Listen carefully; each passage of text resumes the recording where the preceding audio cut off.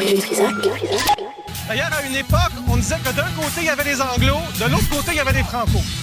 Maintenant, on arrive dans le quartier chinois. Et ce qui est le fun, c'est qu'on trouve un paquet d'affaires dans le quartier chinois qu'on trouve nulle part ailleurs. Hi, my name is Christian. What are we doing here? Oh, it's like the hand-pulled noodles from the northwest of China. Bonjour. Bonjour, monsieur. You've been in Montreal since 1966. Si on monte Saint-Laurent jusqu'au nord, on va y trouver plus d'une centaine de restaurants. Et ici, c'est la petite Italie.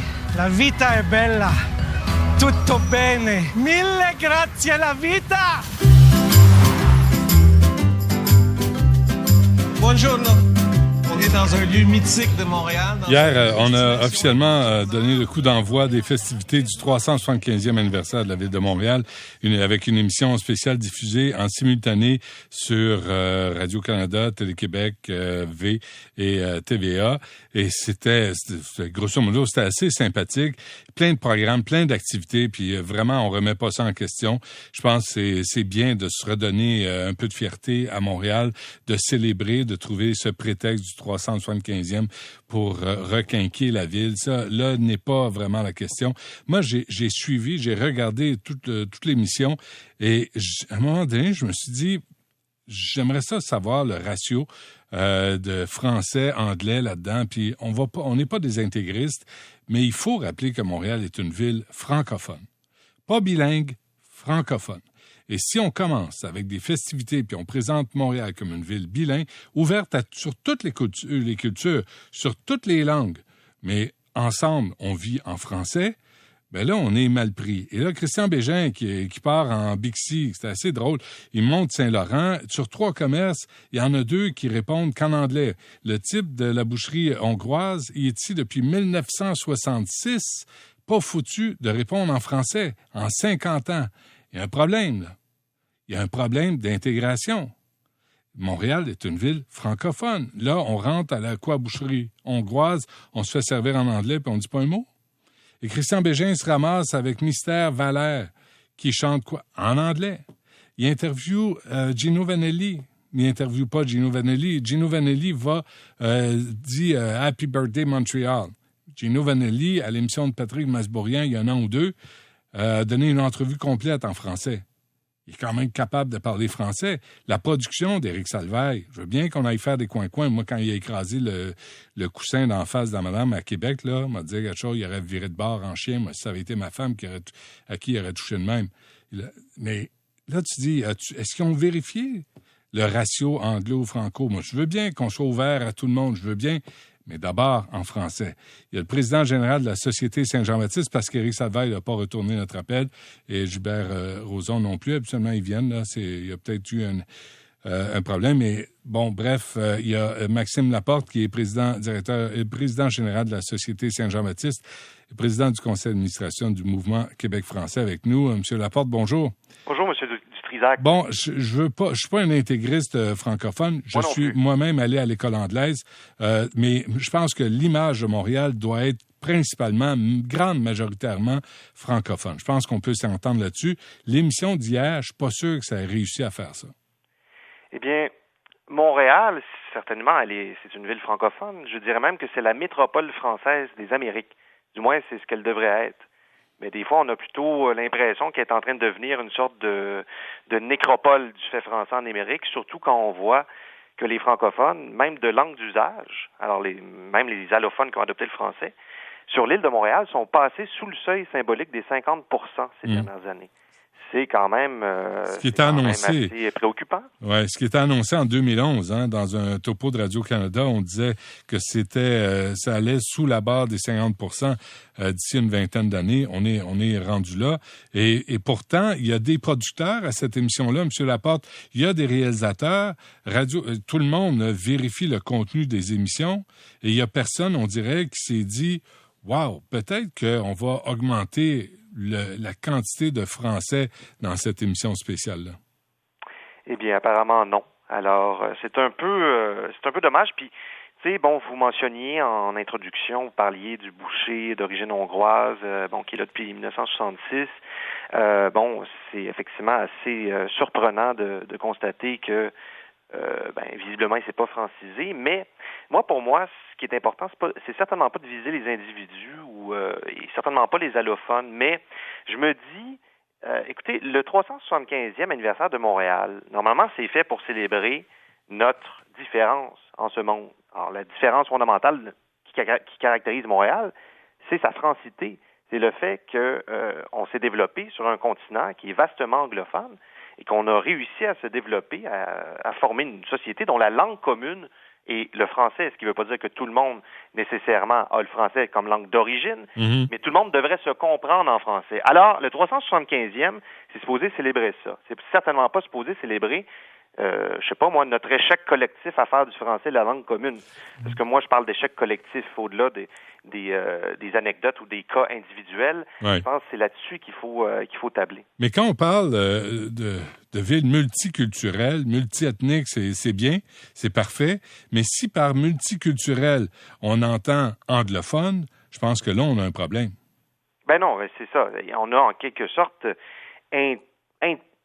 intérioriser les paramètres du multiculturalisme canadien, c'est quand même assez incroyable, alors que le modèle d'intégration québécois, où la langue commune, c'est le français, où il y a une minorité historique anglophone qui forme à peu près 12% sur l'île de Montréal, ça existe, et c'est respecté. Mais que la langue commune, ça reste le français, pour que justement, entre communautés de différentes origines, on puisse se comprendre dans une langue, qu'on puisse favoriser l'inclusion. Eh bien, moi, je considère que ce modèle, et je suis pas le seul, ce modèle, il est bon.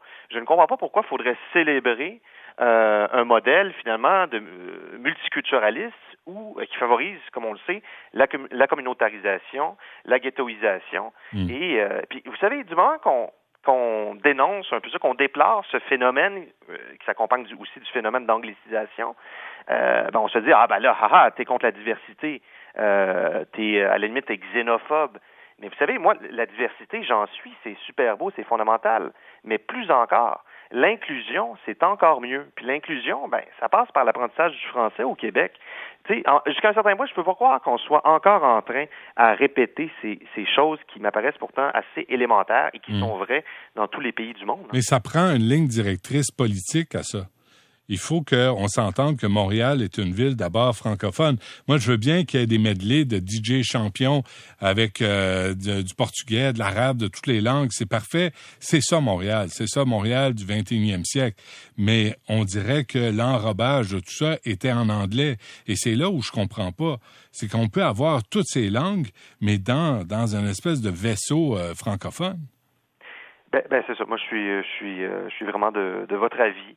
Mais pensez-vous qu'il y a un manque de volonté politique dans l'organisation, le 375e anniversaire de la Ville de Montréal? Est-ce qu'il y a une absence de volonté politique à ce que ça soit clair que Montréal est une ville francophone? En tout cas, c'est pas ce qui ressort de la programmation.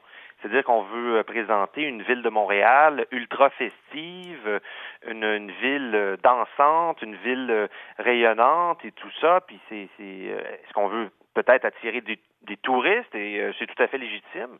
Mais disons la dimension patrimoniale, la dimension culturelle fondamentale, je veux dire, de Montréal et la dimension aussi historique, où est-elle dans cette programmation? On célèbre quand même un anniversaire, le 375e anniversaire de la ville de Montréal. C'est une des plus anciennes villes en Amérique du Nord. Et, là, je sais, ils sont un peu rattrapés en ajoutant quelques éléments historiques, là, mais toujours est-il que l'aspect commémoratif est pas tellement là. Et aussi, pour ce qui est de mettre l'accent sur ces éléments qui nous rassemblent. Les éléments qui nous rassemblent, normalement, à Montréal, c'est le français d'abord. Parce que, vous savez, à l'article 1er de la Charte de la Ville de Montréal, ça dit que Montréal est une ville de langue française. Mais donc voilà, je le constate également. Mais on a le même. On parle beaucoup de réflexe, là, le réflexe Montréal, le réflexe coin-coin. Mais on se souvient que quand Québec a célébré ses 400 ans en bon colonisé, on a invité Paul McCartney, puis on a invité toutes sortes de retraités du rock. Et là, à Montréal, on fait la même chose. Là, on va faire The Wall de Pink Floyd en anglais. de Britanniques. Là, tu dis, c'est quoi donc Montréal? C'est juste une autre ville? Parce que The Wall a été organisé au Stade olympique en 17-18, là. C'est parce que là, le spectacle d'origine de Montréal, on utilise ça comme grand spectacle pour souligner l'anniversaire de Montréal. Il n'y a rien en français. Mais oui, c'est ça. On est en train, finalement, de fêter finalement tout le reste du monde qui un jour passait par Montréal. Bon, on a vu le Love-In, ça. Bon, c'est quand même des événements assez importants là, ouais. dans notre histoire contemporaine. Mais toujours est-il que, je le répète, il s'agit d'un anniversaire, le 375e anniversaire de Montréal. Alors, je pense que plutôt que de parler du monde qui est passé à Montréal, il faudrait parler de ce que Montréal a à donner au monde. Hein? Donc, tout le patrimoine civilisationnel, toute la culture particulière et distincte de cette ville appréciée justement par les touristes. Je pense même que moi, si j'étais touriste ou si j'étais, mettons, j'étais un Européen, ce qui m'intéresserait dans cet anniversaire, c'est pas d'aller voir Pink Floyd. C'est de comprendre comment ça se vit, la montréalitude. C'est quoi être montréalais? C'est quoi l'histoire de Montréal? C'est quoi la culture montréalaise aussi? Ben voilà, et cette culture qui est diversifiée, bien sûr. Mais effectivement, donc on peut certainement déplorer cette dimension, homme sandwich là ou infopub là que prend le 375e de Montréal. En tout cas, là, une chance que David Dernay était là pour les joueurs du Canadien de Montréal. Il a été capable d'enfiler 2-3 phrases de suite, parce qu'autrement, ça aurait fait dur. En tout cas, c'est juste à souligner, tu sais, fêtons Montréal, mais fêtons la ville francophone ouverte à toutes les autres cultures, en intégrant tout le monde. Mais il faut se rappeler que essentiellement, Montréal est une ville francophone. Ah ouais, comme Toronto est une ville anglophone. C'est ça. Puis on vit avec, puis on s'adapte, puis on accueille tout le monde, puis on est heureux d'accueillir tout le monde. Mais faut pas oublier qui on est à l'origine non plus. Et certainement pas célébrer notre échec à faire du français la langue commune. Surtout pas. Merci, Maxime Laporte. Merci. Merci, au revoir. Président général de la Société Saint-Jean-Baptiste. Je peux pas croire qu'au montage, on a laissé Christian Bégin avec, sur 3 restaurateurs, on va en mettre 2 en anglais. Je peux pas croire qu'il y a personne qui a vu ça puis qui a dit « Hey, j'en fais de la télé, là, on fait les francs-tireurs. » Puis à un moment donné, tu t'arrêtes, tu dis « Attends une minute, là, c'est ça l'image? » Il y a 4 arrêts de Christian Bégin. Sur 4 arrêts, il y en a 3 qui se passent en anglais. Comme un problème. On revient après ceci.